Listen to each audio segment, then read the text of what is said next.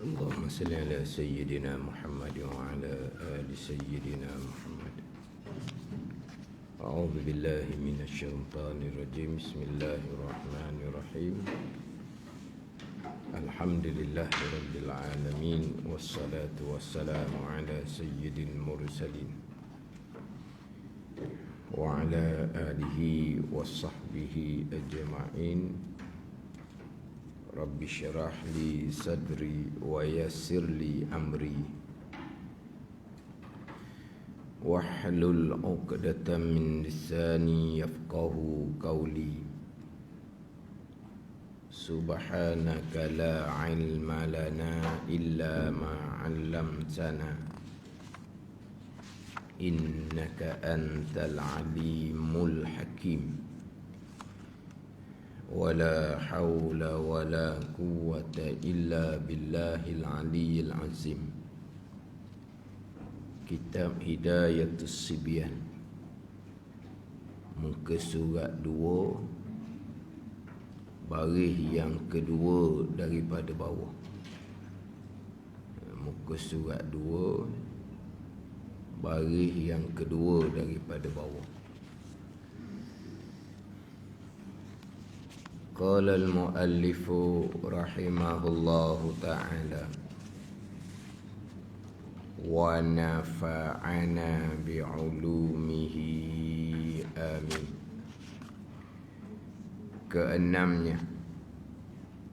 Keenam daripada 6 rukun iman. Wajib percaya kita.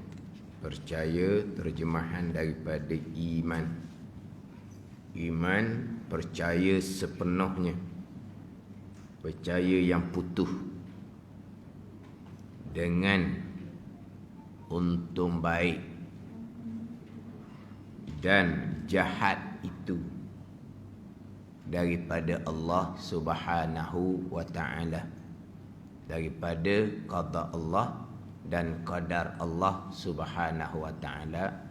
Qada, ketentuan, ketetapan, keputusan Allah yang bersifat dan iradah pada sedia kala.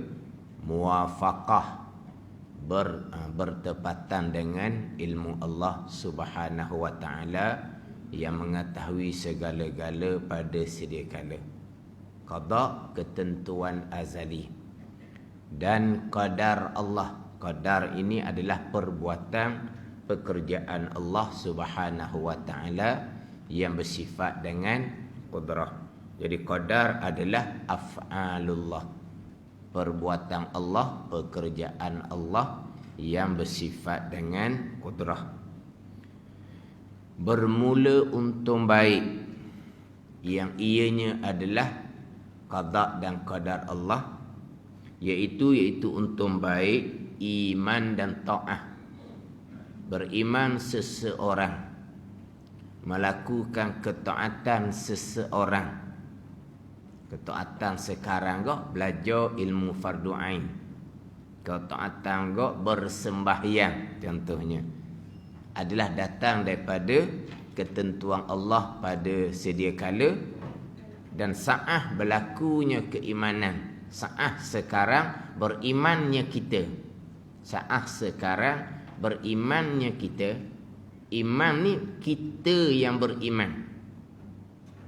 Hati kita yang beriman. Hati kita yang membenarkan. Iman at-tasdiqul qalbi, membenar oleh hati kita.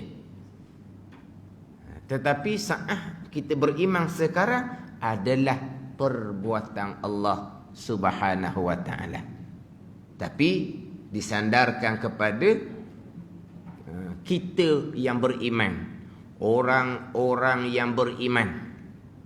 Orang-orang yang beriman disandarkan kepada seseorang. Keimanan, kepercayaan. Ni sekarang ni. Hakikinya beriman ni seseorang sekarang ni, saat sekarang adalah qadar af'alullah, perbuatan Allah, bukan hati seseorang. Tapi sandarlah kepada Beriman oleh hati seseorang. Hati orang yang beriman. Hati orang yang beriman. Sandar kepada seseorang yang beriman, sandar kepada hati yang beriman. Tapi hakiki sebenar-benarnya, beriman seseorang qada tetap dah ketentuan azali. Atau tetap dah ketentuan azali. Hak sekarang ni, saat sekarang, beriman seseorang saat sekarang adalah af'alullah, perbuatan Allah, bukan perbuatan hati seseorang. Tetapi disandarkan kepada beriman oleh hati seseorang. Tak apalah tu. Sama juga ta'ah seseorang sekarang. Sekarang ni belajar sekarang ni. Contohnya ketaatan sekarang. Belajar. Hak qada ketentuan azali, hak tu selesai dah tu. Hak tu azali tu selesai dah. Hak qada selesai dah. Faham tak ni? Hak qada azali selesai dah. Sekalian perkara telah, telah tu kan, telah ditentukan oleh Allah pada sedia kala. Sedia kala. Pada sedia kala hak azali, hak selesai dah. Jadi qada ketentuan pelang tu selesai dah. Yang kita bicara sekarang. Berlakulah perbuatan ta'ah sekarang. Ni berlakulah perbuatan ta'ah sekarang adalah belajar. Saat kita belajar sekarang ni, anggota-anggota kita ni ada peranan belaka dalam belajar ni. Semua anggota kita ada peranan. Tangan, kaki, mata, telinga, semua anggota kita berperanan dalam kita belajar ni. Semua akan dapat bahagian di hari akhirat. Hak anggota yang berperanan dalam melakukan ketaatan. Jadi belajar kita ni anggota yang berperanan. Kaki yang melangkah, pandai ni. Tangan berperanan, kalau bawa kereta lah, begitulah. Mata pun berperanan, telinga pun berperanan. Saat belajar sekarang ni adalah perbuatan Allah, af'alullah, bukan perbuatan kita. Sebab apa? Sebab makhluk tidak ada perbuatan. Kesemuanya perbuatan Allah Subhanahu wa ta'ala. Tapi bila bercakap, alhamdulillah, hari ni saya boleh datang belajar. Alhamdulillah, saya boleh datang belajar. Sihat hari ni, saya yang datang belajar. Tak ada masalah apa pun. Tapi diri perbuatan belajar kita tu adalah qadar, perbuatan Allah Subhanahu wa ta'ala. Ini pegangan kita. Ini pegangan kita. Percakapan sandar kepada asbab, tak ada salah. Hati teringat kepada qada dan qadar, itu hati orang awam. Itu bukan kewajipan kepada kita. Ini hak untung baik, iman dan ta'ah. Dan untung jahat. Mana untung jahat? Iaitu kufur dan maksiat. Kekufuran seseorang, melakukan maksiat seseorang, hak qada azali selesai dah. Hak qada azali selesai dah. Jadi Allah mengqadakan pada azal seseorang kufur kepada Allah. Seseorang melakukan kemaksiatan, berjudi, minum arak, berzina contohnya, Allah telah mengqadakan pada sedia kala. Saat seseorang melakukan kekufuran, saat seseorang contohnya menyembah berhala, itulah af'alullah. Itulah perbuatan Allah, pekerjaan Allah. Saat seseorang judi, saat seseorang melakukan perbuatan maksiat, minum arak, saat seseorang berzina, saat seseorang mencuri, merompok, itu adalah qadar, perbuatan Allah yang bersifat dengan kudrah, af'alullah dipanggil. Perbuatan Allah Subhanahu wa ta'ala. Ni perici lagi ni. Tak payah perici dah. Qada, hak beres dah, hak selesai dah. Qadar, hak sedang berlaku sekarang adalah perbuatan Allah yang bersifat dengan kudrah. Tidak ada satu perkara pun yang berlaku walaupun sebesar zarah yang bukan perbuatan Allah Subhanahu wa taala. Sama ada yang berlaku di bumi, di langit, di dunia, di akhirah, tidak ada satu perkara yang berlaku walaupun sebesar zarah yang bukan perbuatan Allah Subhanahu wa taala. Itu saja.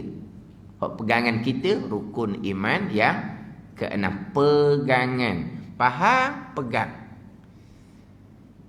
Bercakap asbab tak ada salah. Hati lupa, tak hadir, tak mari, tak rasa, tak ingat pun, tak syuhud pun akan qada dan qadar. Tak ada salah. Itu atas kurniaan Allah Subhanahu wa taala. Itu atas kurniaan Allah. Jangan awak cakap benda tu benda mudah. Kita melihat sesuatu, hati kita syuhud akan qada dan qadar Allah. Syuhud ni kurniaan Allah, maqam aulia. Faham tak ni? Oh ni orang panggil apa ni? Cerita tu tak kena tepat. Orang yang cerita tu tak ada kena diri. Dia ingat syuhud ni barang gitu dia ingat. Syuhud ni maqam aulia. Basirah aulia hanya memandang akan af'alullah. Kitanya mata memandang af'al makhluk. Hati pun ingat akan af'al makhluk. Tak ada salah. Af'al makhluk tu kok mana? Kita lah, kita tak usah tengok makhluk lain. Makhluk yang hampir kat kita. Kita duduk tak terbalik ni. Inilah af'alullah. Pegangan kita. Tapi yang percakapan kitanya, alhamdulillah, boleh duduk molek, ada tiang pula, ada dinding pula. Kalau lengah bersandar. Siapa yang bersandar tu? Kita yang duduk. Kita. Hak percakapan kita, ingatan di hati pun kita juga. Pandai ni.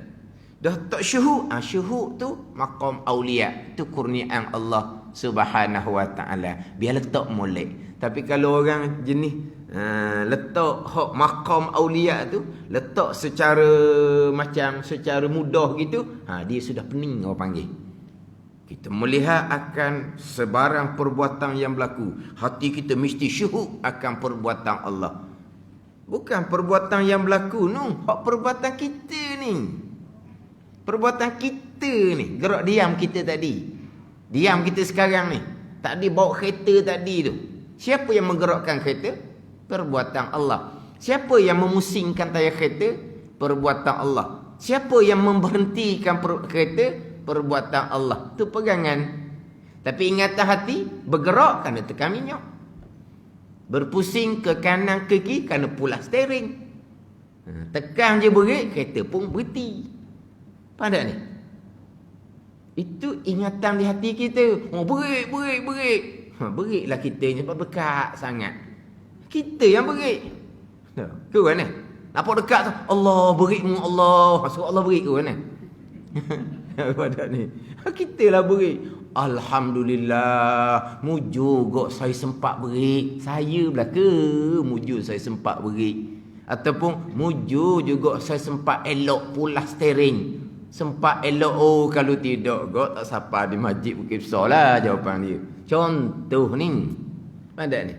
Mana percakapannya? Perbuatan kita. Ingatan hatinya? Perbuatan kita belaka. Tu tak ada apa tu. Kita bicara bab pegangan.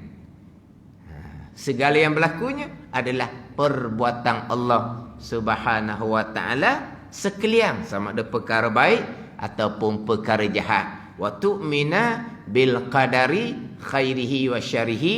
Dan Nabi bersabda bahawa engkau beriman dengan ketentuan dan perbuatan Allah.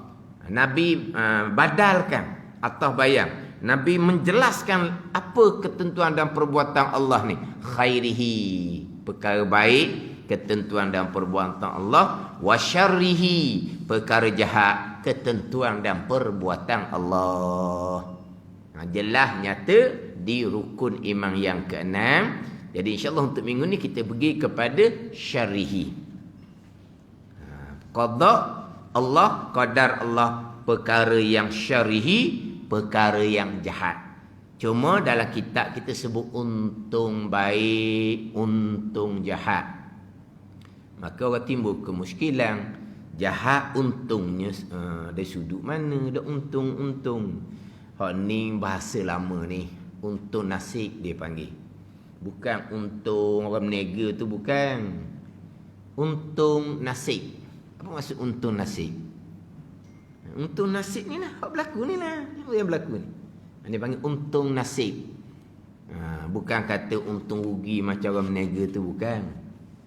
Jadi untung jahat. Jahat ni untung dari sudut mana? Bukan. Perkara jahat ni untung nasib dia panggil. Perkara jahat yang berlaku ni mari daripada mana? Qada dan qadar Allah Subhanahu wa ta'ala. Hak ni saya sebut dah sebelum ni secara sepitah lalu. Hak berkaitan dengan perkara jahat ni.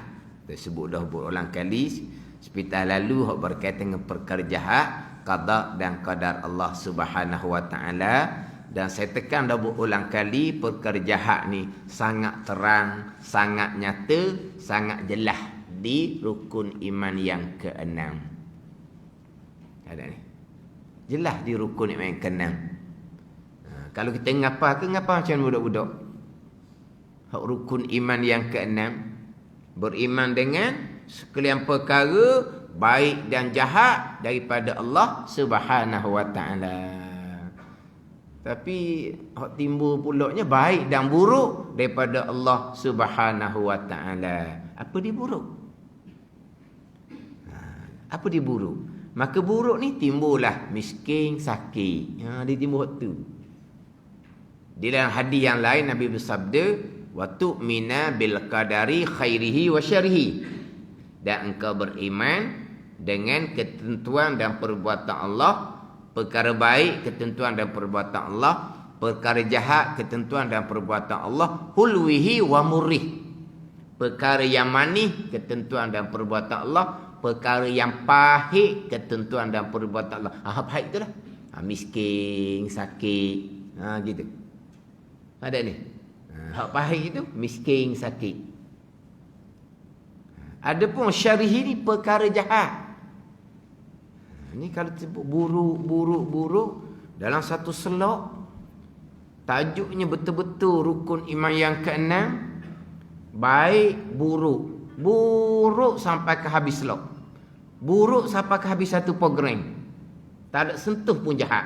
Tak ada. Tak ada sentuh pun perkara jahat adalah datang daripada Allah Subhanahu wa ta'ala. Saya ni masih lagi ada depan saya ni pendidikan Islam tingkatan 3 ni.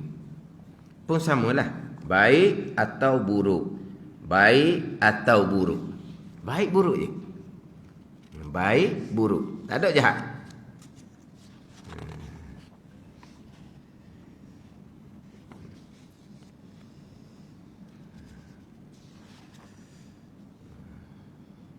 Lepas tu di antara contoh-contohnya sakit. Tu contoh. Tapi tu contoh hak terdahulunya memperoleh mu'alaf. Tapi tak ada bicara lah, setakat tu je. Setakat baik buruk. Bukan baik jahat tak ada. Baik jahat tak ada. Baik buruk.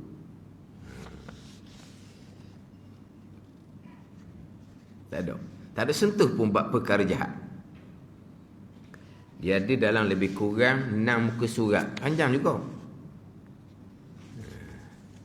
Memanglah didatangkan hadis.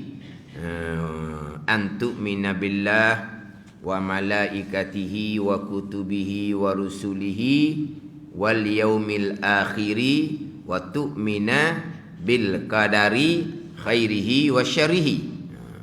Bil qadari khairihi wa syarrihi. Bil qadri pun boleh. Ra tu, dal tu bagi atas boleh, bagi mati boleh. Terjemahan dia, dan kamu beriman kepada qadar Allah terhadap perkara baik dan buruk. Gitu je. Perkara baik dan buruk. Langsung tidak sentuh berkaitan dengan kufur dan maksiat. Tidak disentuh. 6 muka surat ni. Hak pendidikan Islam tingkatan 3. Baik, buruk. Jahat tidak disentuh. Sebagaimana kitab Hidayatus Sibyam, kufur dan maksiat lagilah tidak disentuh. Pada ni. Akhirnya, walaupun sangat jelas nyata, syarihi perkara jahat tu, qada dan qadar Allah, ramah sangat-sangatlah.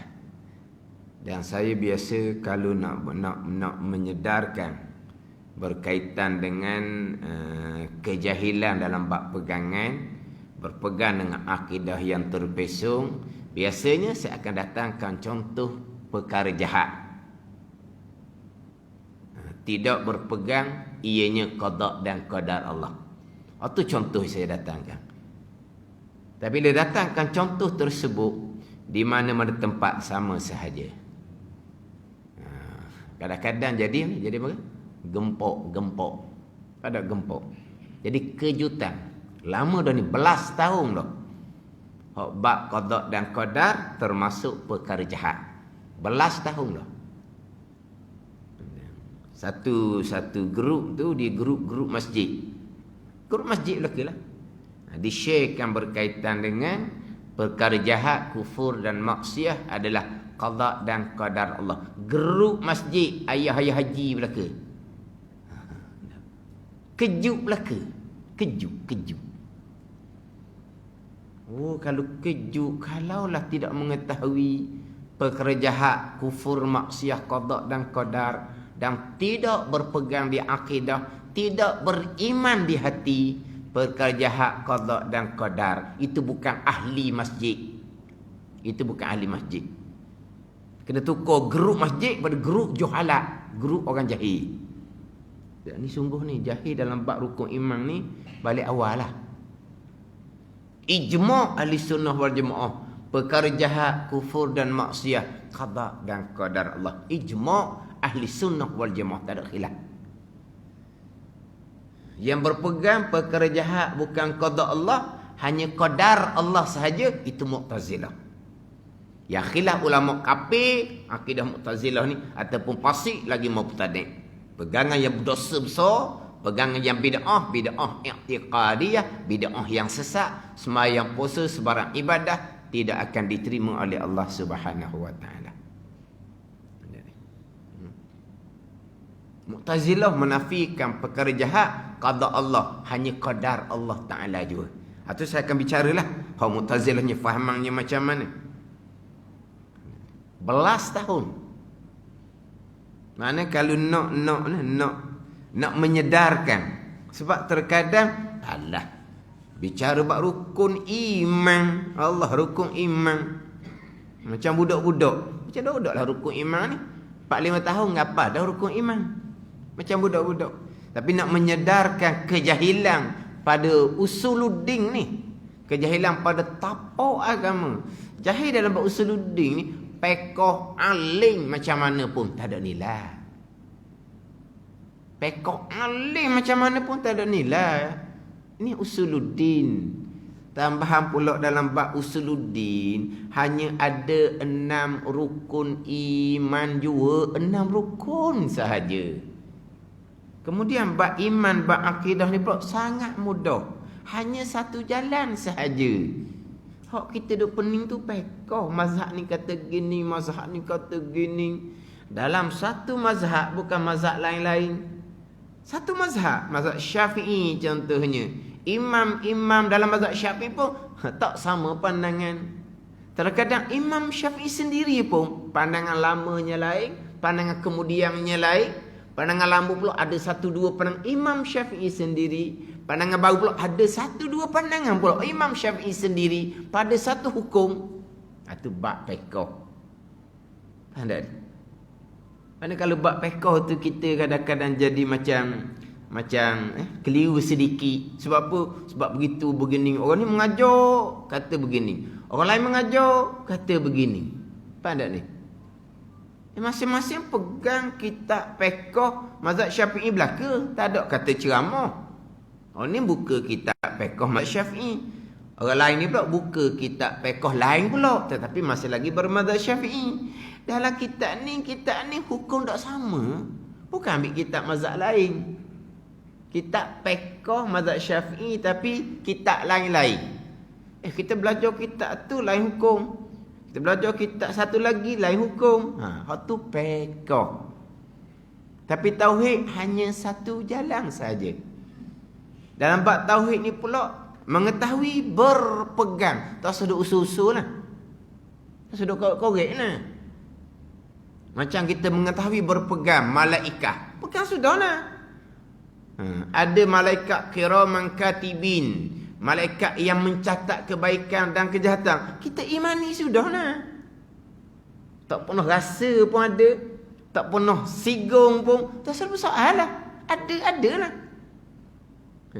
Quran sebut kata ada. Sudah kita pun berpegang. Cerita barzah, mengetahui kita berpegang. Tak sudah kau-korek lah. Itu mudahnya dalam bab pegangan. Samalah.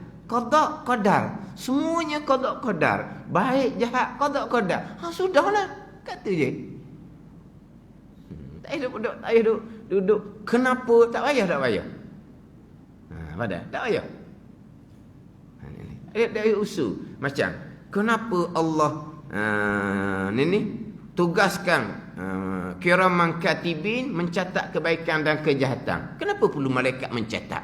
Walaha kebaikan dan kejahatan qada dan qadar Allah. Dan Allah mengetahui kebaikan dan kejahatan seseorang. Kenapa Allah perintah malaikat mencatat? Kemudian malaikat mencatat tu pun qada dan qadar Allah juga. Jadi tak payah tanya tu. Kita mengetahui serta kita imani saja. Sama qada dan qadar, kita mengetahui kita imani saja. Kenapa Allah mengqadakan sebahagian besar manusia ni kufur kepada Allah dunia sekarang ni? 3/4 ataupun 4/5 ahli dunia kafir. Kenapa Allah? Tak payah kenapa? Itu adalah urusan Allah Subhanahu wa ta'ala. Itu adalah rahsia kerajaan Allah Subhanahu wa ta'ala. Bukan urusan kita. Kita hanya setakat mengetahui dan kita imani. Baik jahat sekalinya qada dan qadar Allah Subhanahu wa ta'ala. Jadi dalam bab iman sedikit saja. Bab fiqh mengaji tak habis lah kalau bab fiqh.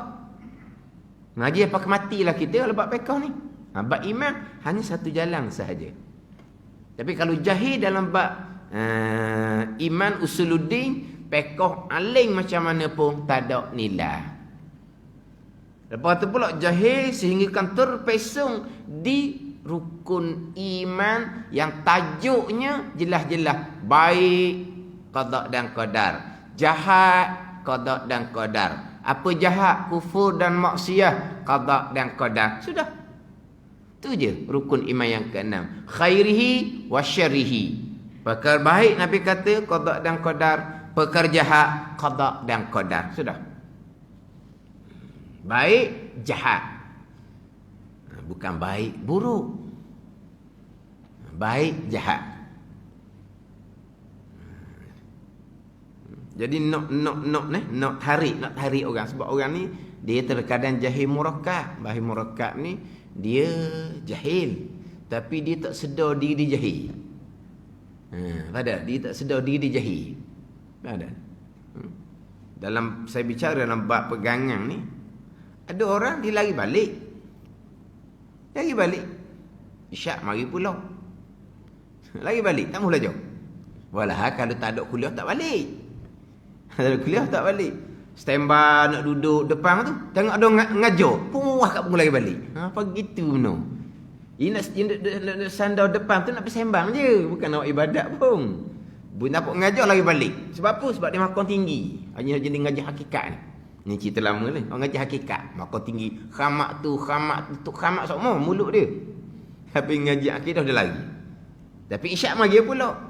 Saya mengajar ni, kalau isyak memanglah 10 minit, 15 minit tu memang dalam tangan lah.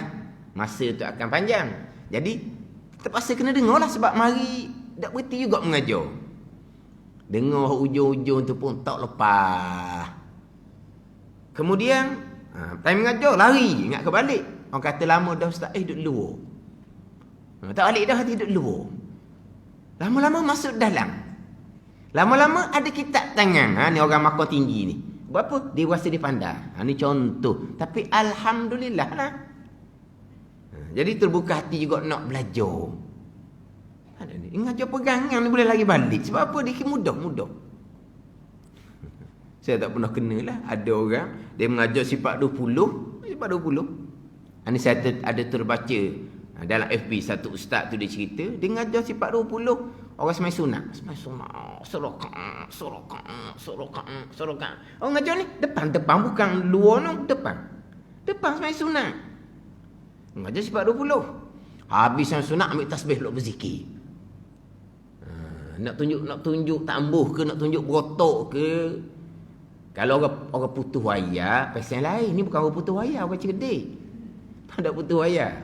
Abang tak putus wayar dah. Putus wayar ni orang tak ambil kira. Ni bukan putus wayar, orang cerdik. Tapi kenapa dia buat gitu? Tak mau belajar lagi lah. Nak sunat juga, biar orang tak nampak, biar duduk belakang ni. Pun tak patut buat. Tapi sengaja buat kakak ramah. Sebab apa? Dia kira, alah. Ngaji sifat 20. Bab rukun imam. Payah apa? Ni jahil murakkab dia panggil. Jahil murakkab. Tapi dalam bab ni putus. Dia tak macam bab fiqh. Seumpama tu batal tu semayang kalau buat seumpama tu. Lepas tu macam mana sebelum ni saya? Dah tak apalah. Mazhab lain kata tak batal. Tu fiqh. Bukan awak ingat fiqh ni. Fiqh kena ngaji molek. Kalau ijma' ulama kata batal kena qada. Semayang daripada umur balik. Kalau ijma' ulama kata batal. Tapi gitulah. Batal ni. Dah batal. Lepas tu macam mana saya? Tak apa. Tak apalah mazhab lain kata tak batal. Tu fiqh. Dia tauhid ni dia panggil apa? Buah mati apa panggil? Okey, buah mati apa? Ada buah mati. Tak ada. Dan macam mana kalau selama ni saya berpegang perkara jahat bukan qada dan qadar? Selama ni amal ibadah kamu tidak diterima oleh Allah Subhanahu wa taala, kamu setiap saat berada dalam sebesar-besar dosa besar, malaikat catat dosa besar kamu setiap saat. Walaupun kamu dalam semayang, walaupun kamu berada di bulan Ramadan, walaupun kamu berada di tanah haram Mekah Madinah sekalipun, malaikat catat dosa besar akidah kepada kamu sebab kamu akidah yang sesat. Yang khilaf ada ulama kata dak ni bukan dosa besar je, kafir. Gitulah. Lepas macam mana? Bertaubat dengan Allah dan perbanyak buat amal. Sebab amal dahulu tak ada. Kena perbanyak buat amal lah. Lepas tu dosa besar akidah tu bertaubat dengan Allah. Allah Maha Pengampun. Habislah dosa, hak pegangan terpesong dengan taubah yang nasuha, taubah yang sebenar-benar. Lepas tu pahala amal ibadat tak ada. Lepas tu macam mana sekarang? Perbanyakkan amal ibadat. Perbanyakkan sedekah jariah. Biar kita mati, kebajikan kita berpanjangan. Gitu lah. Kita nak amal ibadah perbanyak tua-tua nak banyak macam mana?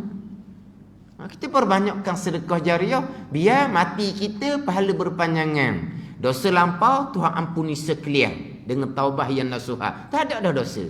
Sekarang kita berpegang akidah sebenar, kita buat amal qada kita mati pahala berpanjangan.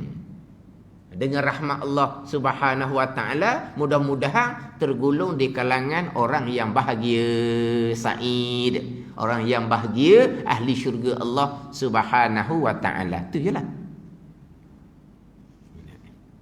Dia apa? Jalan mati. Buah mati tak ada kata ada pandangan-pandangan tak ada.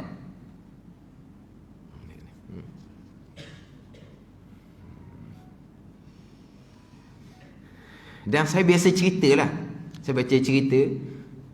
Punca saya tekan bab akidah kerana perkara jahat ni lah. Dahulu saya nak mengajar, saya biasa tanya pandangan tempat yang minta nak belajar tu. Nak belajar apa?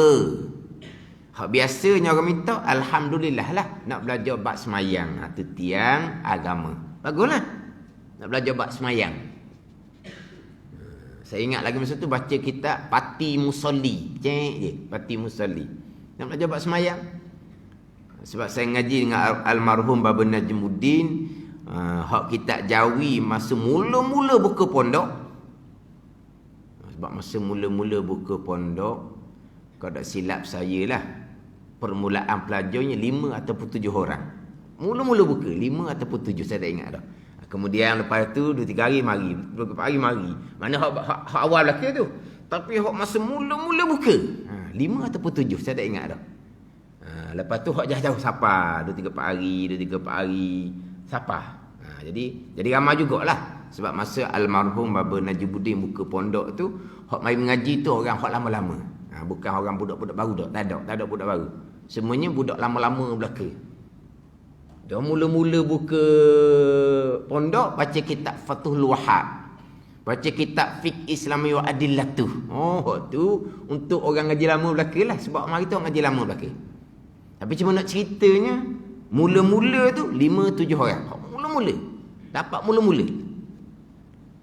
Kitab Jawi untuk maghrib, kitab Jawi untuk maghrib. Sebab tu cadang untuk orang luar mari ngaji. Waktu lain kita Arab belaka waktu maghrib. Pati Faridah, Pati Musolli, Penawar Bagi Hati. 5 malam. Malam Ahad, malam Isnin, malam Selasa, Rabu, Khamis. 2 malam Pati Faridah, 2 malam Pati Musolli, 1 malam Penawar Hati. Untuk orang luar tu masuk mengaji. Jadi pun hak kitab mula-mula, lepas habis Pati Musolli barulah almarhum tuan gurunya baca kitab Munyatul Musolli. Habis Pati Faridah, almarhum tuan guru baca Faridatul Fara'i. Begitu. Habis Penawar Hati baca Hidayatus Salikin. Ini hak mula-mulanya Pati Musolli. Jadi bila orang minta nak belajar bab semayang, saya pun bacalah Pati Musolli. Cek je. Tak baca Munyatul Musolli, baca Pati Musolli. Jadi dalam mengajar Pati Musolli bab semayang itulah, kok mana tak tahulah asal-asalnya. Saya pun ada sentuh berkaitan dengan perkara jahat, qada dan qadar. Perkara jahat, qada dan qadar. Yalah dalam mengajar bab semayang pun, biasa kita ngaji pondok ni, bab pegangan, kalau ada boleh konsep semacam. Walaupun mengajar bab kita apa pun. Mana ni tak tak faham realiti pun lagi masa tu. Tak faham realiti. Dia baru mengajar kan tak faham realiti. Tambahan pula tauhid ni takut nak mengajar sebab ini usuluddin ni kena mahal molek. Jadi minta bab semayang mudah. Memang bab semayang mudah. Jadi tersentuhlah perkara jahat, qada dan qadar. Tanya selalu.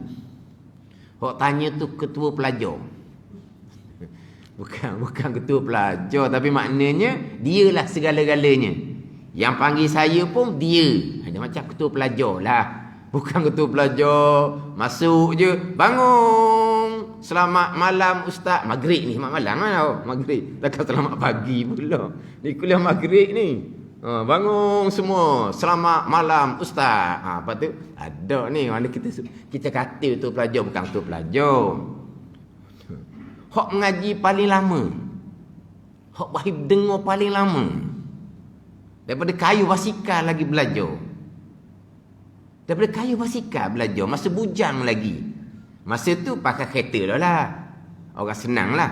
Anak pun umur 20-an dah anak pun. Masa belajar tu maknanya kayu basikal masa bujang. Mana 10 tahun dah. Suka belajar. Suka dengar. Macam-macam guru dia kata dia belajar. Hak semayang pakai niat saja pun belajar juga. Tapi tak lama. Orang belajar ni dia jumpa belakang ni. Hak betul boleh jumpa. Semayang pakai niat. Tak semayang molek pakai niat. Jadi puak pakai niat ni mudah. Dia mudah sikit. Semayang pakai niat. Nak makan pun pakai niat. Dia tak payah makan. Dia niat je. Kenyang lah. Jadi memang pakai niat. Faham tak ni? Dia semayang pakai niat. Dia nak makan tak ayah. Sebab dia pakai niat je. Dia lapar dia pun niat nak makan. Kenyang lah. Dia hilang dahaga, dia pun niat minum air. Hilang dahaga dia. Sebab dia pakai niat je. Senang buat ni, dia tak habis duit.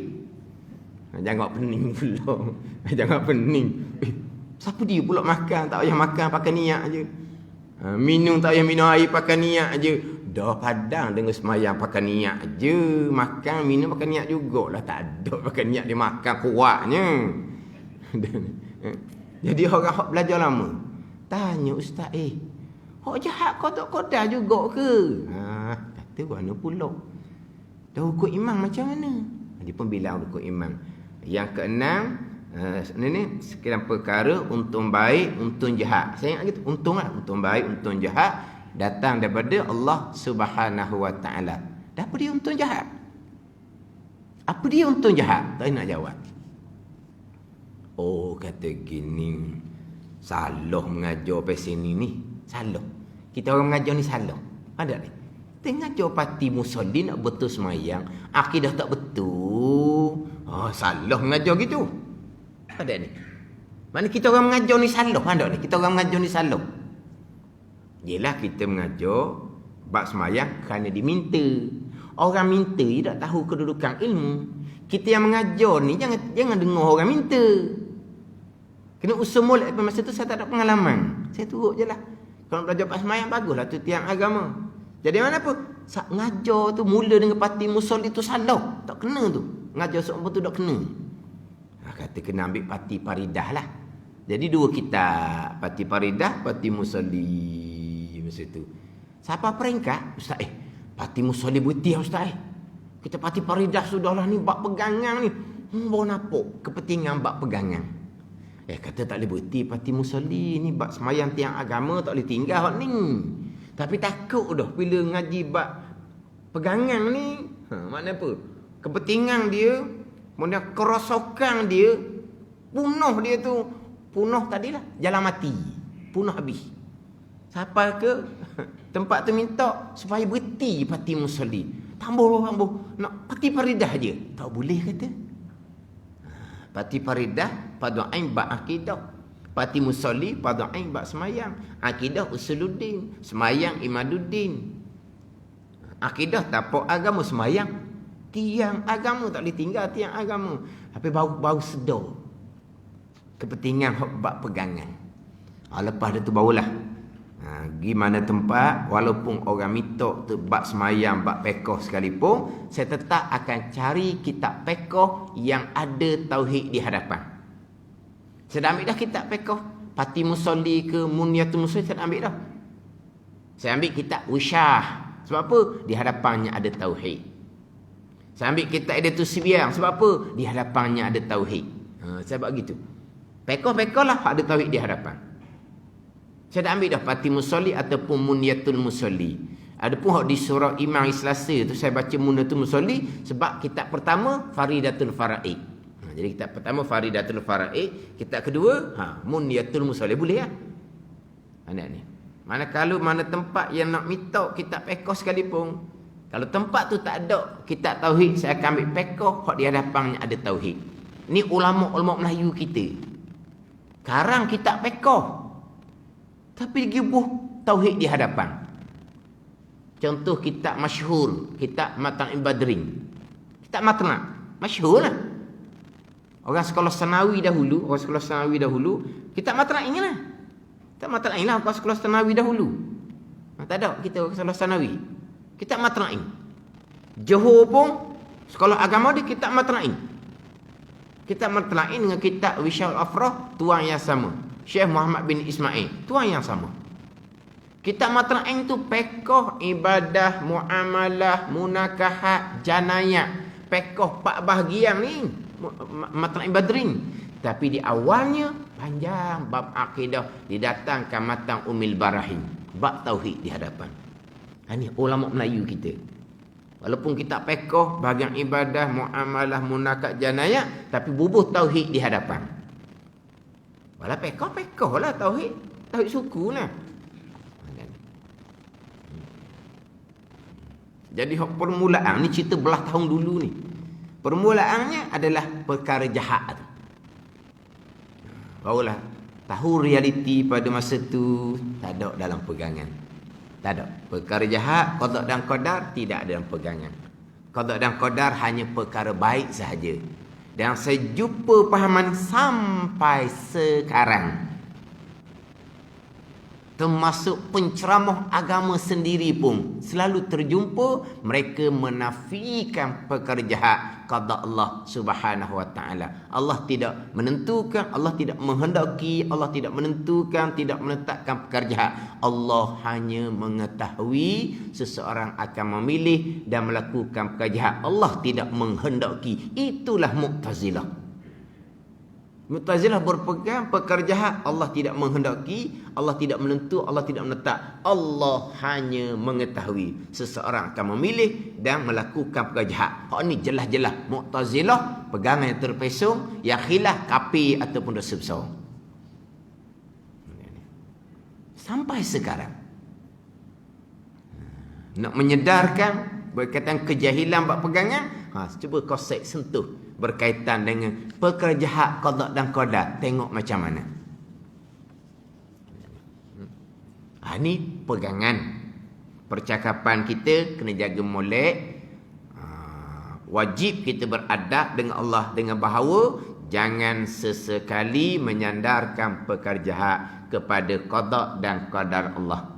Haram, dosa besar kita menyandarkan perkara jahat kepada qada dan qadar Allah. Nisbah percakapan yang baik daripada Allah, yang tak baik datang daripada diri kita sendiri. Hati ingat baik. Pegangan kita tetap dah waktu mina bil qadari khairihi wa syarrihi. Hadis Nabi sallallahu alaihi wasallam, hadis Muslim, hadis sahih. Hadis yang lain Nabi bersabda, ini di antara bacaan doa kunut Nabi sallallahu alaihi wasallam, Nabi membaca doa kunutnya, wal khairu kullu fi yadai wasyarru laisa ilaik. Kebaikan sekaliannya di sisi engkau ya Allah, dan kejahatan tidak disandarkan pada engkau ya Allah. Itu adab percakapan. Pegangan kita waktu mina bil qadari, dan engkau beriman dengan ketentuan dan perbuatan Allah, khairihi wa syarihi, baik ketentuan dan perbuatan Allah, jahat ketentuan dan perbuatan Allah. Percakapan Nabi bersabda, wal khairu kul fi yadai wasyarru laisa ilaik. Kebaikan sekalian di sisi engkau ya Allah, kejahatan tidak disandarkan pada engkau ya Allah. Pegangan kitanya surah An-Nisa ayat 78, qul kullum min indillah, kata olehmu ya Muhammad, sekalian perkara daripada Allah Subhanahu wa taala. Perkara baik ke perkara jahat ke daripada Allah. An-Nisa ayat yang ke-79. Qul kullum min indillah 78. An-Nisa 79. Ma asabaka min hasanatin faminallah wa ma asabaka min sayyi'atin famin nafsik. Apa-apa kebaikan yang berlaku pada engkau ya Muhammad daripada Allah, apa-apa keburukan, kejahatan yang berlaku pada engkau ya Muhammad datang daripada diri engkau sendiri. Yang baik daripada Allah, yang tak baik datang daripada diri kita sendiri. Ini adab percakapan. Pegangan rukun iman yang ke-6. Jadi kita sambung baliklah minggu depan, hak berkaitan dengan untun jahat, kufur dan maksiat adalah qada dan qadar Allah Subhanahu wa taala. Wallahu a'lam. Terlebih masih dah jadi ni. 50 minit tu. Ini kitab Hidayatus Sibyan, muka surat 17. Muka surat 17, baris yang ke-16 daripada atas. Muka surat 17, baris yang ke-16 daripada atas. Qala al-muallifu rahimahullahu ta'ala, wa nafa'ana bi'ulumihi amin. Dan jika tiada kuasa berdiri sekali-kali, dan jika tiada kuasa berdiri, tiada kuasa qiyam sekali-kali, ayat sekali-kali itulah, takut kita salah faham pula. Cuba tengok kepada contoh dia.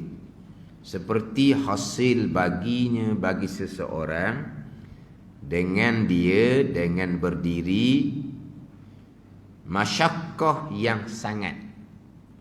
Masyakkah. Apa dia masyakkah? Kan kita cakap kan, ada masakah lah hari ni. Kita sebut-sebut kan? Bukan ada masakah ke apa. Dah ni. Apa lambat siapa? Janji. Allah minta maaf banyaklah ada. Masakah apa? Musakah.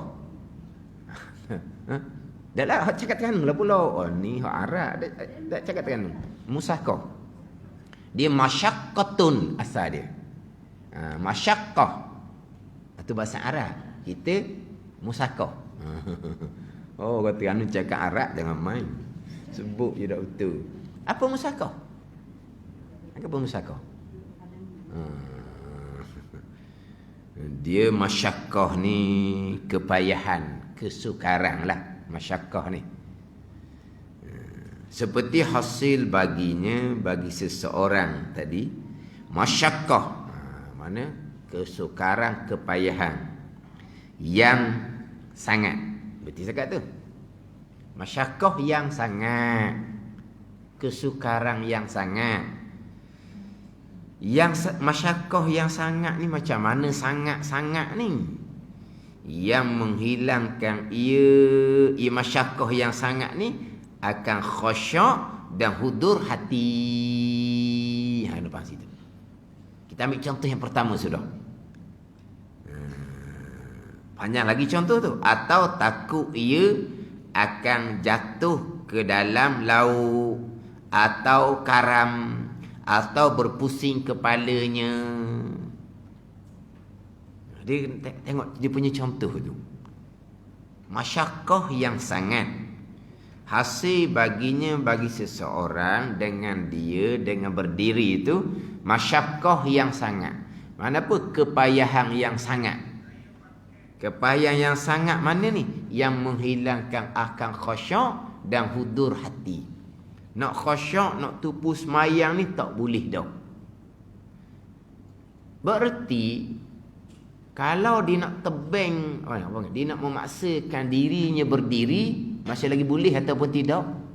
Boleh, tetapi nak tupu semayang tak boleh. Pandai ni. Sebab sekarang ni masyakkah yang sangat ni yang menghilangkan khusyuk. Bukan masyakkah yang sangat ni sampai guling batin, bukan. Maknanya hasil baginya bagi seseorang dengan beri masyakkah yang sangat yang menyebabkan guling batin, bukan ni. Yang menghilangkan khusyuk dan hudur hati. Maknanya kok luar ni boleh lagi bertahan ni. Tapi kok hati macam mana? Mai duk pening hajuk nak jatuh, tapi jatuh ke tak? Tak lagi. Maknanya boleh tak nak berdiri? Boleh. Ada ni. Jadi kena faham hak di sini tiada kuasa berdiri sekali-kali ni bukan maksudnya tak boleh diri langsung, bukan. Kalau kita faham tiada kuasa berdiri sekali-kali ni kok bangun tu kok debek lalulah, debek apa? Debek apa dah? Bukan debek kambing. Mana? Debek debok apa? Lala akak debok. Debok itu. Betul kalau debek kambingnya. Kambing ngebek apa? Debok. Mana bukan kita kalau faham tiada kuasa berdiri sekali-kali ni, akak aja lepas kok glosor lalu. Ada bukan gitu. Tapi disebut di sini tiada kuasa berdiri sekali-kali. Apa makna tiada kuasa berdiri sekali-kali? Kena tengok dia punya contoh. Kena tengok dia punya contoh. Contoh yang keduanya, takut ia akan jatuh ke dalam laut atau karam perahu tu. Takut jatuh ni ke dalam laut. Maknanya dia masih lagi boleh tak nak usahakan berdiri? Boleh. Tapi ombak kuat tu dah jatuh dalam laut. Tapi nak ceritanya dia boleh tak nak berdiri? Boleh lagi. Hak tak boleh sekali-kali ni berdiri sahaja, bukan takut dah. Jatuh dalam laut lalu dah. Tak ada takut dah. Hak ni bukan jatuh dalam laut lagi ni. Atau takut ia akan jatuh ke dalam laut. Sebab ombak kuat ni. Nanti kan, kalau kamu berdiri, kamu jatuh ke dalam laut. Takut baru ni tak jatuh lagi. Maknanya, kalau nak berdiri boleh ke tak? Masih lagi boleh. Masih lagi boleh. Yang tidak kuasa berdiri sekali-kali ni memang tak boleh langsung. Bukan maksud dia gitu. Sebab walaupun kitab menyatakan dan jika tiada kuasa berdiri sekali-kali ni, kita kena faham apa makna tiada kuasa berdiri sekali-kali dengan cok misal dia. Kena faham di misal tu. Mana misal dia? Seperti hasil baginya bagi seseorang dengan berdiri tadi ni masyakkah yang sangat, kesukaran yang sangat, yang menghilangkan akan khusyuk dan hudur hati. Nak semayang, nak tupu macam mana, main duk hanyung tu. Tapi kalau dia memaksa diri berdiri, masih lagi boleh. Kalau maksud zahir kok tiada kuasa berdiri sekali-kali ni, bukan bab khusyuk dah. Maknanya memang letak berdiri, jatuh lalu dah. Ada bukan maksud dia gitu. Sebab itulah tiada kuasa berdiri ni bukan dimaksud dengan adamul imkan, bukan. Bukan dengan semata-mata tak boleh berdiri, bukan. Lemah daripada berdiri, tiada kuasa daripada berdiri, bukan maksudnya adamul imkan, tak boleh berdiri langsung, bukan. Bukan maksud dia gitu. Bukan maksud adamul imkan, tak berdiri langsung, bukan. Sekalipun boleh berdiri, tetapi tak boleh nak khusyuk semayang. Sekalipun boleh berdiri, takut jatuh ke dalam laut, takut karam. Boleh kekalkan berdiri, kepala akan berpusing-pusing. Boleh kekal berdiri, akan bertambah sakit kemudian. Ada ni. Maknanya bertambah sakit. Sakit yang ada tu boleh usahakan berdiri. Tapi kalau berdiri bertambah sakit, tak akan sembuhlah penyakit tu. Tapi kalau dia kekalkan berdiri boleh ke tak? Boleh, tapi menyebabkan bertambah sakit. Jadi maknanya tiada kuasa daripada berdiri ni, lemah daripada berdiri ni bukanlah kena sampai tahap tak boleh diri langsung, bukan. Tak boleh diri langsung tu memang sahih lah waktunya. Tak boleh diri langsung itu memang sahih lah. Dia sudah tidak kuasa berdiri, lemah daripada berdiri, maka sembahyangnya dalam keadaan duduk. Hak tu hak jelas sangat-sangat. Hak tak boleh nak berdiri langsung-langsung, tu jelas sangat-sangat. Tak nanti siapa tangga tu. Tak nanti siapa tangga tu. Nak panggil tidak kuasa berdiri, maka berdiri tidak menjadi rukun, semuanya duduk ataupun kita panggil lemah dan berdiri ni, tak nanti siapa ke tak kuasa lemah ni siapa tahap tak boleh langsung, bukan. Hak tu memang sahih sangatlah tu. Dia panggil tidak kuasa berdiri. Sahih sangatlah lemah dan berdiri. Tapi nak panggil tiada kuasa lemah ni tak semisal siapa tahap tu. Boleh berdiri tapi hasil baginya masyakkah yang sangat, yang menghilangkan khusyuk sembahyang dan hudur hati di dalam hati di dalam sembahyang. Nak khusyuk macam mana kalau sembahyang tu nak sembang. Duk hanyung kepala. Nak khusyuk macam mana ni? Sakit lah, lutut sakit, pinggang sakit. Tapi kalau kalau memaksa, tak jatuh. Tak jatuh kalau memaksa. Tapi bila ni lutut ni sakit, pinggang sakit, dah hilang khusyuk semayang gitu. Boleh khusyuk semayang lagi. Tapi kalau dia memaksa diri berdiri, boleh ke tak? Boleh. Dah dia panggil lemah dah. Dia panggil tak kuasa dah. Pada ni. Bukan hati tidak kuasa berdiri, lemah berdiri ni tak boleh berdiri sekali-kali, tak boleh diri langsung. Hak tu memang jelas sangatlah. Sebab itulah macam sebut minggu lepas lah. Bab kuasa ke tidak kuasa ke ni lemah, diri masing-masing yang merasai. Orang tak rasa sakit dia macam mana. Oh, saya lutut sakit. Oh, tu jalan pergi kedai boleh dia ukit gitu. Jalan pergi kedai kopi boleh. Allah, semayang. Sakit lutut sikit nak duduk dah. Jadi dia pula nak cari nak Tuhan sakit orang. Biar kau semangat kuat sikit semayang ni. Jangan semangat pergi kedai kopi je kuat. Jadi maknanya dia berdiri masa tu rasa macam sakit. Sakit sikit-sikit ke? Sakit sikit-sikit. Tak apa, tu tidak menghilangkan khusyuk semayang. Memang sakit lah. Kalau setakat diri sekejap tu sakit sikit-sikit. Kalau lama sikit kau tak tahan lah dia panggil. Pandai ni. Sampai masa sakit yang menghilangkan khusyuk duduk. Kalau sakit sikit-sikit tu kena berdiri lagi. Sebab tak kesukaran, kesakitan yang belum lagi menghilangkan khusyuk semayang. Melainkan kalau dia sakit sikit-sikit, dia tebing kok berdiri, sakit dia akan berpanjangan. Barulah masa sakit sikit-sikit tu pun dia panggil lemah dah. Sebab apa? Sebab bertambah sakit kemudian, yang mana dan kena sakit gitu kok satu hal pula nak kena cari obat, nak kena apa pula sebab tu dalam bab ni orang lain tak boleh campur tangan. Tuan diri sendirilah. Sama ada kuasa berdiri, maka berdiri menjadi rukun. Tidak kuasa berdiri, lemah, maka berdiri tidak menjadi rukun. Lepas tu lemah ni macam mana? Kesukaran, kesakitan yang menghilangkan khusyuk semayang. Jadi siapa yang rasa ni? Orang tu sendiri. Orang tak ada campur tangan. Macam saya sebut minggu lepas tu lah. Mari jalan. Siapa tanya semayang, dia duduk. Kita tak tahu hal dia. Tadi dia berjalan. Dia berjalan tu dia memaksa diri. Dia memaksa diri. Bila berjalan, kena naik tangga pula sebatang dua. Tangga panggil sebatang tau. Sebatang dua tangga.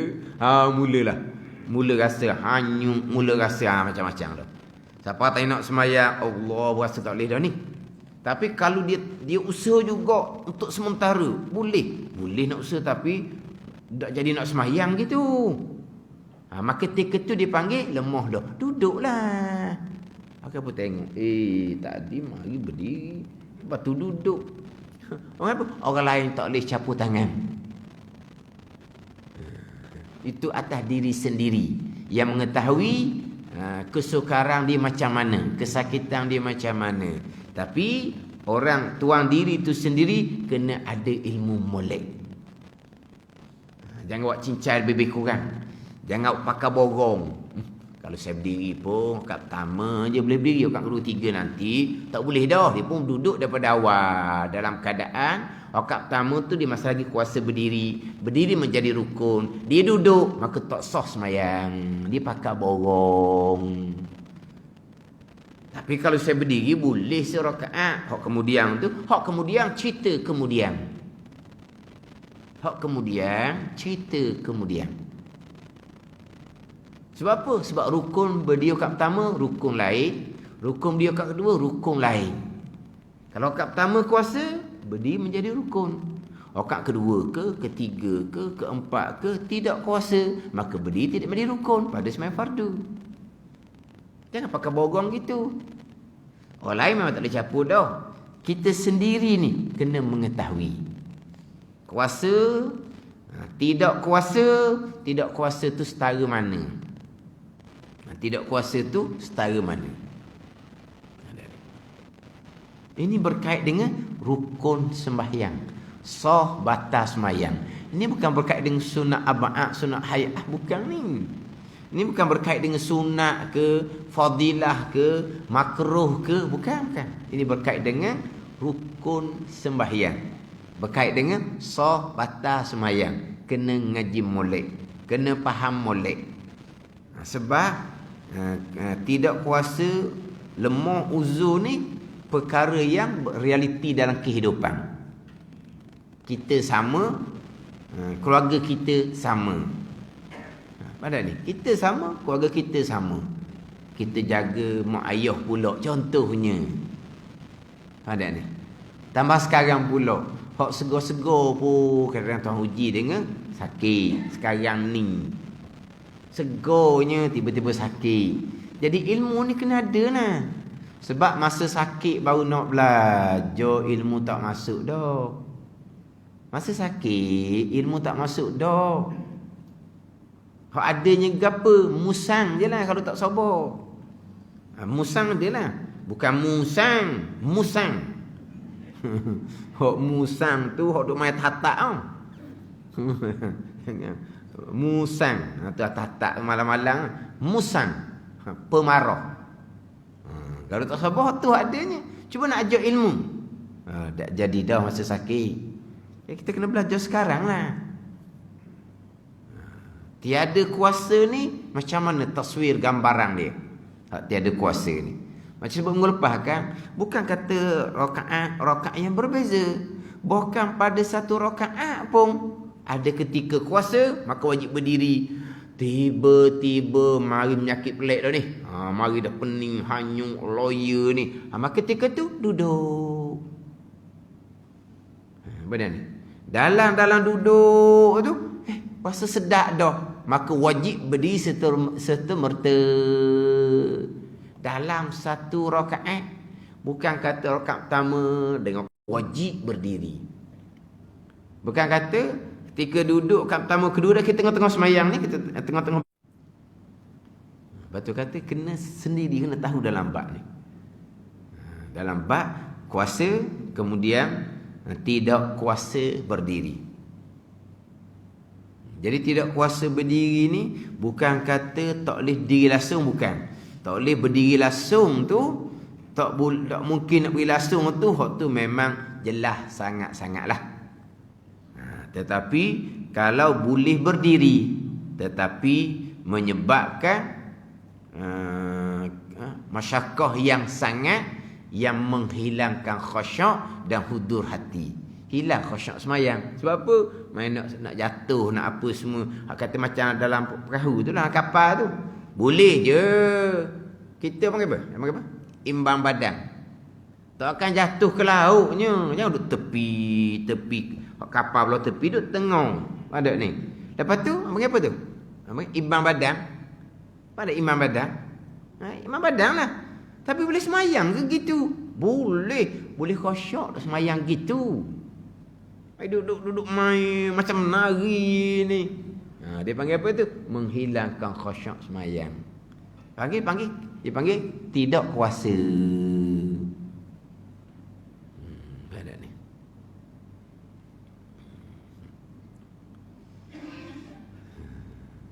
Dia panggil masyakkah yang sangat yang menghilangkan khusyuk dan hudur hati. Kemudian kita bicara sekarang berkaitan dengan rukun qiyam, rukun berdiri. Rukun qiyam, rukun lain. Rukun takbir, rukun Fatihah, rukun rakaat, rukun lain. Tetapi bagi orang yang kuasa berdiri, maka dia wajib berdiri pada masa takbir, Fatihah, rakaat dan i'tidal. Dia kuasa berdiri, maka dia wajib berdiri pada masa takbir, Fatihah, rakaat dan i'tidal. Tapi antara rukun berdiri dengan rukun takbir, rukun Fatihah, rukun asing-asing. Jadi sebaliknya, apabila tidak kuasa, lemah daripada berdiri, berdiri tidak menjadi rukun, semayangnya duduk, bermula daripada takbir tu duduk dah. Sebab rukun berdiri lain, rukun takbir, rukun Fatihah, rukun rakaat, rukun i'tidal, rukun lain-lain. Tidak ada kaitan antara rukun berdiri dengan rukun takbir. Sebagainya tak ada kaitan antara rukun berdiri dengan rukun Fatihah, tak ada kaitan. Berdiri satu rukun asing. Berdiri menjadi rukun pada sembahyang fardu bagi orang yang kuasa. Maka dia wajib berdiri lah daripada takbir sampai ke i'tidal. Apabila tidak kuasa, maka berdiri tidak menjadi rukun, semuanya duduk daripada takbir sampai ke i'tidal dan keadaan duduk. Tak ada kaitan antara rukun berdiri dengan rukun takbir. Ada orang mengajar dalam TV, tapi bukan bidang agama, bidang takhasus qiraah, bidang Quran. Tapi dia boleh mengajar bab hukum fiqh. TV itu sendiri yang salah pilih orang yang nak mengajar. Oh, tetapi dapat rating yang tinggi. Tinggilah sebab pandai buat lawak, pandai ambil gaya. Orang sukalah.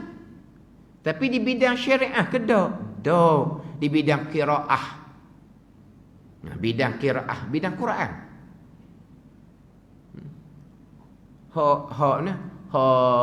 Mak lazim tu. Tak cukup je nak harakat, batal sembahyang. Important. Apa important? Tak important.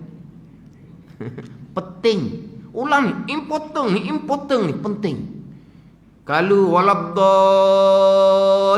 tu tak cukup nak harakat, batal sembahyang. Allah. Nah ni. Kalau kita kata jahil sungguh bab sembahyang. Bab Quran iyalah 3 alif nak harakat betul nah. Bab sembahyang bab lain. Batal. Mengajar dalam TV. Lepas tu nak kata mana? Kita berdengar tu imam. Waladdallin. Allah. Mufarakah. Dah batal? Apa benda lagi tunggu? Dah cukup. Dah cukup nak 3 alif nak harakat. Mengajar dalam TV. Punah ganah lah. Ini yang Nabi kata khutabaul fitnah ni. Penceramah agama yang mencelarukan hukum hakam agama. Sekarang ni orang ni uzur, maka berdiri tidak didukung. Walaupun uzur pun wajib takbir dan berdiri. Ajar dalam TV. Wajib takbir dan berdiri. Lepas takbir siap dah, baru berduduk. Ambil ilmu mana gitu? Karuk sangat.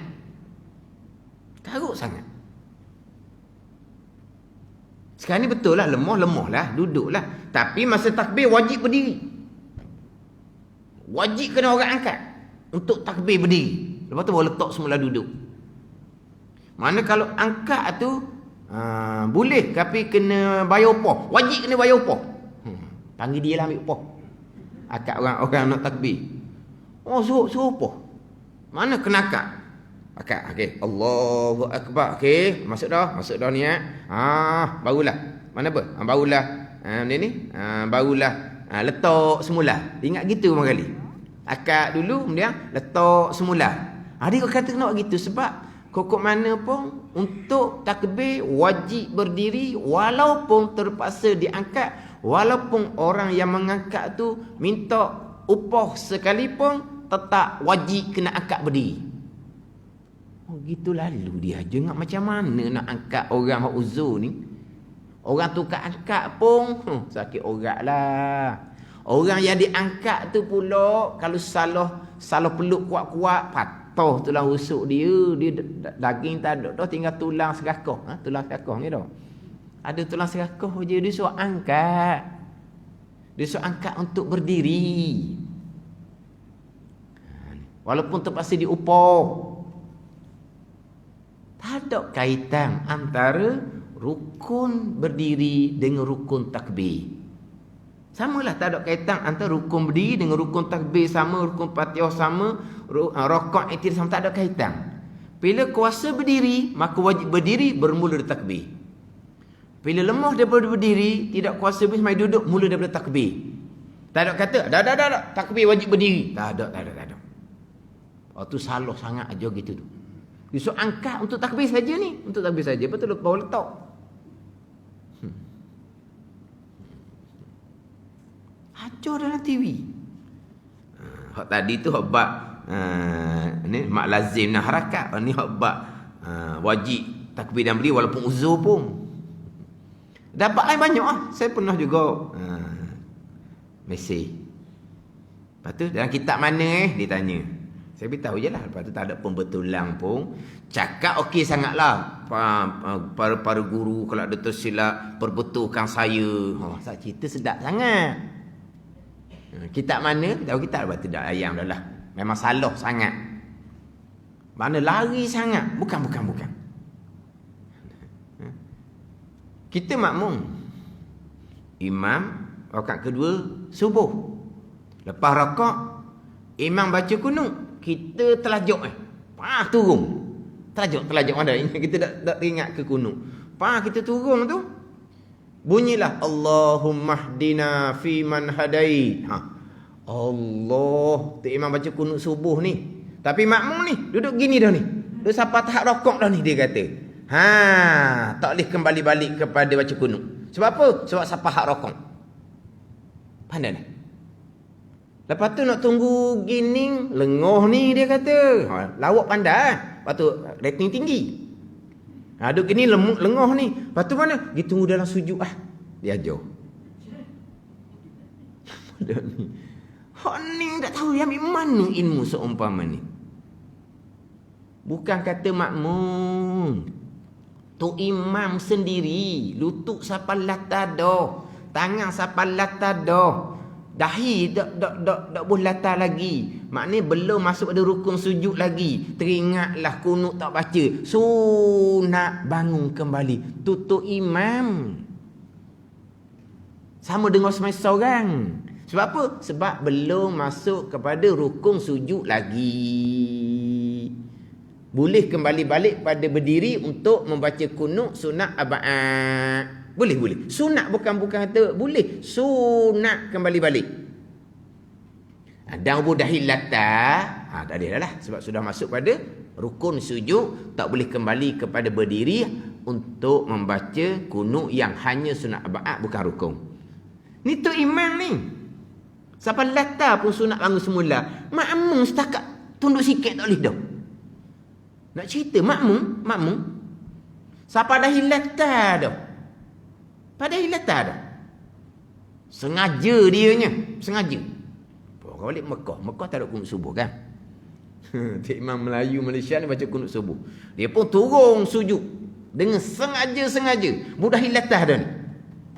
Orang ada Allahumma hdina fi man hadait, hidup dah hilatar dah ni. Macam mana? Sunat dia bangkit semula. Jangan buat perangai gitu. Huduh. Kan sudah masuk pada rukun sujud ni. Makmum kena ikut tu imam. Tak kira rukun sujud pun. Balik semula lah kepada berdiri ikut tu imam. Sunat buat gitu. Ni sengaja ni.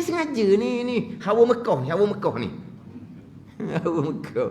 Jadi orang Allahumma hdina. Aku nak tunjuk aku balik Mekah. Itu sujud. Sujud. Malu kau orang kata macam mana tengok sujud orang lain tengok macam kunut sengaja ni. Dahi letak latar dah ni. Masuk pada rukun sujud dah ni. Makmum bukan tu imam ni makmum. Sunat kembali balik untuk ikut imam kunut tu. Hak sengaja. Hak ni hanya terlajar. Siapa hak rokok? Tak boleh kembali balik makmum. Sebab apa? Sudah masuk pada rukun rokok. Kalau tidak kembali balik menambah rukun rokok dia tambah. Memang salah sangat. Tapi gitu Itu atas TV lah pula. Dia ni dia nilai macam mana nak panggil orang mengajar bab semayang ni. Orang bidang syariah, bidang agama ke bidang Quran ke tak kira. Dia kira macam rating je. Pandai berkelakar, pandai bercerita, okey. Maju, okey. Dia kira rating je hak TV ni. Tidak kira betul salah. Hak tu salah sangat-sangat.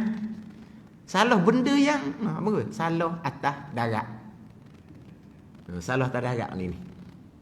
Kita tersalah dapat hukum benda halus-halus tu kita tak pelik manusia biasa. Tapi kalau salah seumpama ni, siapa mak lazim tak cukup nak harakat batal semayang. Itu salah sangat. Itu salah khafi dalam Fatihah, bukan salah jali, bukan salah besar yang membatalkan semayang. Lepas tu ada orang perbetul dalam surat khabar. Salah yang kecil, salah yang besar dalam Fatihah yang berkait dengan sembahyang. Ada orang panjang dalam tu. Tapi orang tak baca dalam surat khabar tu. Surat khabar pula ruang agama. Kalau buka surat khabar kau, buka hak depan, buka hak bola belakang. Tu je. Kalau dulu buka belakang tengok nombor ekor. Kalau dulu. Tu kalau dulu lah. Ada nombor ekor belakang. Jangan main tak khabar. Oh, kalau dulu. Kan kau jual tu kan di speed light tu kan jual. Mapi pau ke apa? Tu bandar-bandar besar dah kan? Mapi pau. Mapiau. Mapiau. Ni di tepi light ni. Orang jual tepi light ni baru ni. Dulu kau jual. Benda je. Mapiau. Jual nombor ekor. Hak dia petusik daripada Ustaz Khabar tau. Gitu lah. Awak tak baca dah hak ruang agama tu memperbetulkan balik tau. Salah kecil, salah besar dalam patah ketika semayang. Tu apa? Dah mak lazim tak cukup nak harakat, batal semayang. Important. Dia tekan kat orang. Ni, penting. Salah sangat. Tapi memang banyak dah salah. Banyak sangat salah. Celup atromeng dalam air, mustakmal air.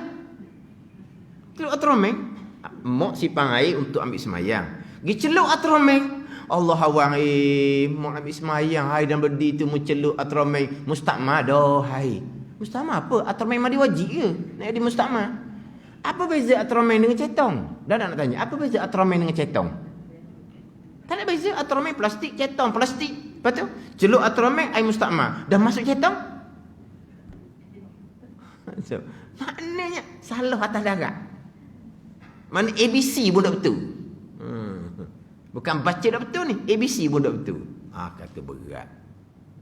Kita ni kok gitulah. Bunyi kata ceramah agama bab sembahyang sukalah kitanya. Kena beringatlah. Begitu nak ceritanya, hak bab berdiri dengan takbir tak ada kaitan, tak ada. Kalau dah lemah, duduk, takbir dan duduk. Kalau dah lemah, takbir dalam mengiring. Kalau dah lemah, melentang, takbir dalam melentang. Tak ada kaitan antara rukun berdiri dengan rukun takbir. Berdiri menjadi rukun bagi yang kuasa, maka takbir wajib berdirilah sampai ke i'tidal.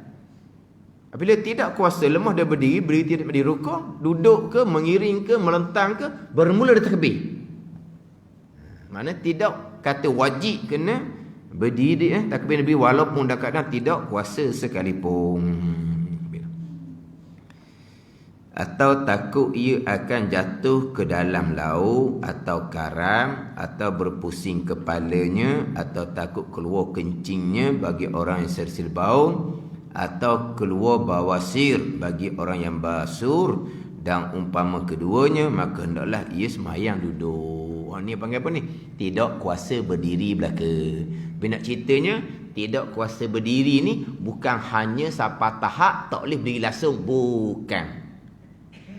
Tak boleh berdiri langsung tu memang sah lah. Dia ada kuasa. Tetapi walaupun masih lagi boleh berdiri, tapi masyakkah yang sangat, kesukaan yang sangat yang menghilang khusyuk semayang, maka dipanggil sudah tidak kuasa berdiri, dipanggil lemah, maka semayangnya dalam keadaan duduk. Wallahu a'lam.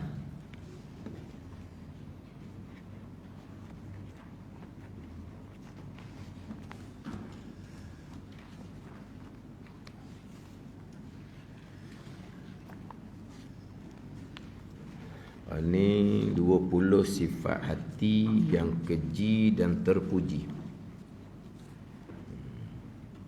Yang keji dan terpuji, muka surat 32. Surat 32, sifat terpuji yang kedua.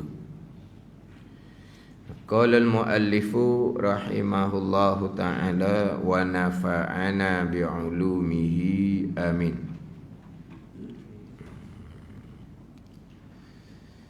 Takut akan Allah Ta'ala, diwak kurungannya khauf. Diwak kurungan khauf. Sebab dia sebut melepas dalam kitab Penawati, bab yang kedua pada menyatakan khauf. Artinya arti khauf takut akan Allah Subhanahu wa ta'ala. Sebab yelah, dalam kitab ni dia biasanya hak Arab lah, taubah, kemudian zuhud, syukur, sabar, ikhlas, bahasa Arab. Khauf bahasa Arab. Kita dengar tahu dah lah takut. Satu laginya roja, harap akan rahmat. harap akan keampunan Allah Subhanahu wa taala. Ar-raja. Cuma dalam kitab 20 sifat hati ni dia tak datangkan raja. Sebab khauf dia kena seiring dengan kena seimbang dengan raja. Sebab dia kalau takut semata-mata, tak ada bahagian dah lah. Dosa akidah banyak, dosa pekoh banyak, dosa riak wujud takabur banyak, dosa nak adang pula banyak. Tak ada bahagian dah. Kita ni tak ada bakat. Tak ada bakat. Tak ada bakat dah. Bila ada kunut, putus asa daripada rahmat Allah. Kunut ni menyebabkan kebinasaan. Kebinasaan pada agama seseorang antaranya adalah kunut, putus asa daripada rahmat Allah Subhanahu wa taala. Kunut, qaf, nun, waw, ta. Itu kunut. Bukan qaf, nun, waw, ta. Itu kunut subuh. Kunut ni qaf, nun, waw, ta. Kunut mana apa? Putus asa daripada rahmat Allah Subhanahu wa taala. Jadi putus asa dari rahmat Allah ini dicela pula pada syarak. Jadi bicara khauf ni dia kena seimbang dengan raja. Sebagian dalam kitab Minhajul Abidin tu lah. Minhajul Abidin hak saya baca duha kemarin tu. Hak duha kemarin Minhajul Abidin di masjid Belada Kolang. Masjid Belada Kolang kemarin tu bicara khauf, takut akan Allah, kemudian diseimbangkan dengan raja. Khauf dan raja ni kena jalan adil, jalan tengah molek. Di jalan yang halus ni. Khauf berlebihan jadi kunut putus asa. Harap berlebihan akan jadi rasa selesa, aman, sentosa daripada seksaan Allah Subhanahu wa taala. Maka tak ada perubahan jugalah. Dosa banyak pun kita tak pernah sembah berhala. Apa ni? Orang sembah berhala mengucap dua kalimah syahadah serta beriman dengan dua kalimah syahadah yang diucap tadi, mati di saat tu syurga dia. Kita semua berhala tak pernah. Lagilah syurga kita. Tengok tu, orang yang membunuh orang 100 orang dia bunuh 100 orang. Kalau masa kita sekarang dia buat bunuh 100 orang kok, apa kata jadi legenda tau. Legenda lah, ada legenda. Apa ni? Pembunuh bersiri. Tahu? Pembunuh bersiri dah hak jenis bunuh ramai tu. Kan ada kan orang putih hak jenis kerja dia bunuh orang. Tapi ada dak hak sampai 100 orang. Ni bunuh 100 orang ni. Dia nak berpindah untuk bertaubat, mati tengah jalan syurga. Bunuh 100 orang. Kita nak jetik telinga pun takut orang ni. Takut kita ni. Pelacur boleh masuk syurga. Berpunca daripada beri anjing minum kena bertaubat kepada Allah lah. Pelacur berzina berapa kali? Tak tanyalah berapa kali kerja dia berzina. Pada ni syurga. Betul lah. Tilik di situ memanglah akan timbul harap. Tapi kena ingat balik pula. Iblis laknatullah tu beribadah 80,000 tahun. Bukan 80 tahun. 80,000 tahun. Dan dikatakan tidak ada di bumi kita ni melainkan tempat tersebut pernah disujud oleh iblis laknatullah. Ni tak ada di satu ruang pun di bumi kita ni melainkan tempat tu pernah disujud oleh iblis laknatullah. Dengan satu kesalahan akhirnya dimurkai oleh Allah, dilaknat oleh Allah. Ibadah 80,000 tahun Allah dah campur kepada muka iblis. Iblis dilaknat, dimurkai oleh Allah dan diseksa neraka selama-lamanya. Tengok 80 tahun wa amat 80,000 tahun.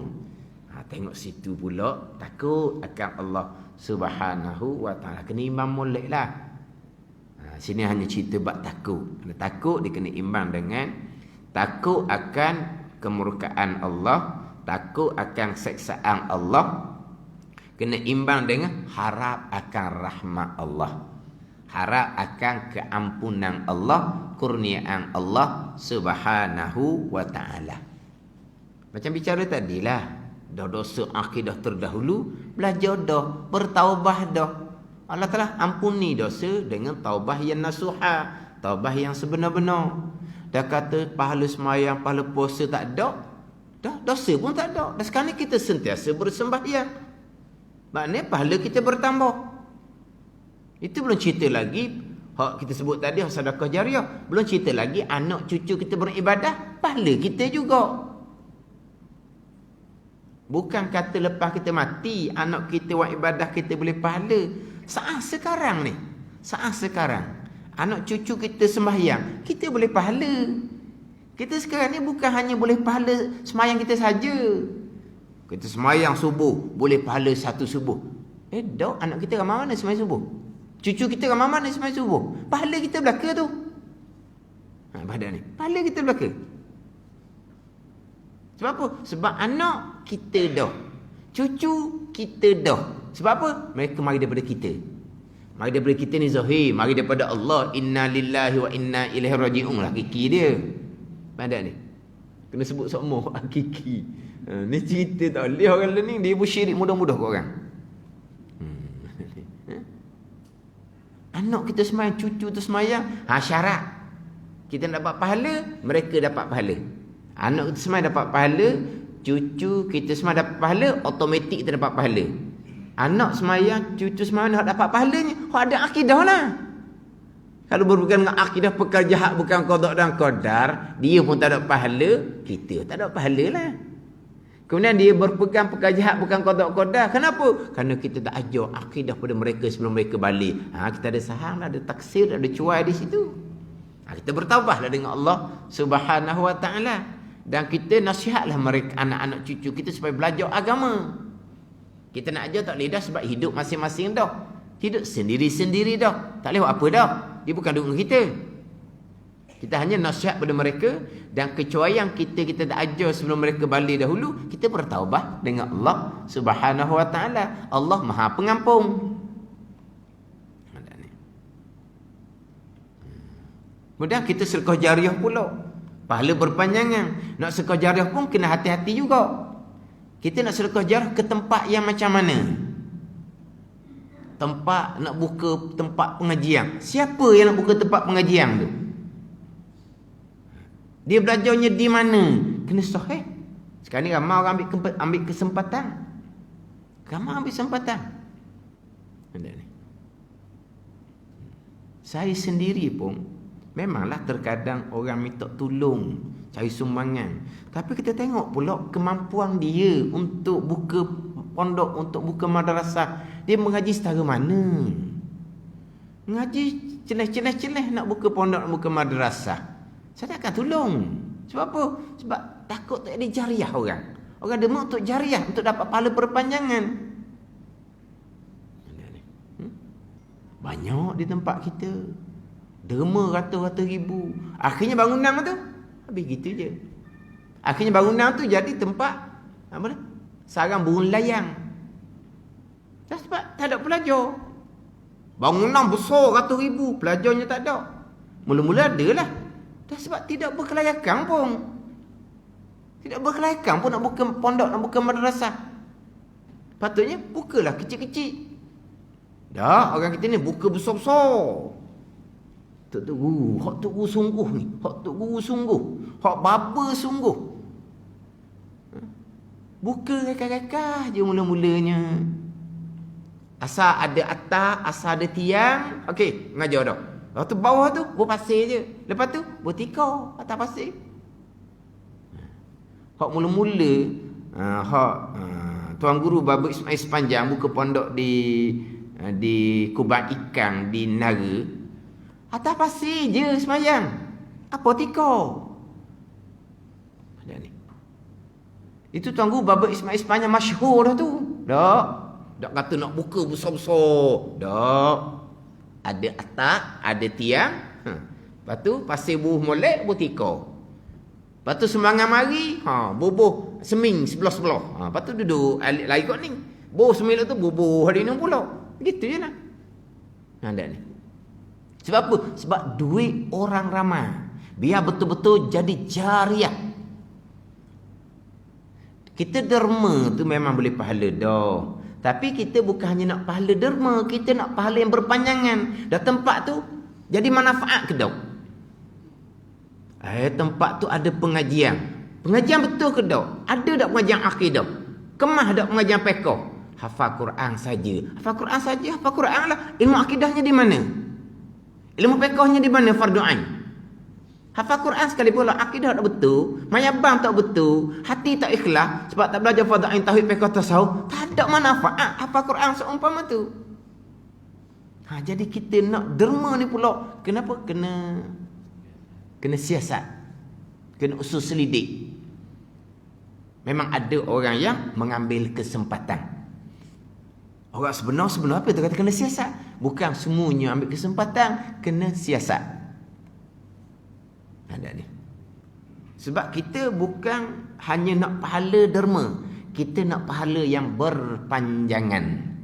Kalau tempat tu menjadi tempat yang kebajikan, maka berpanjanganlah pahala. Ada ni.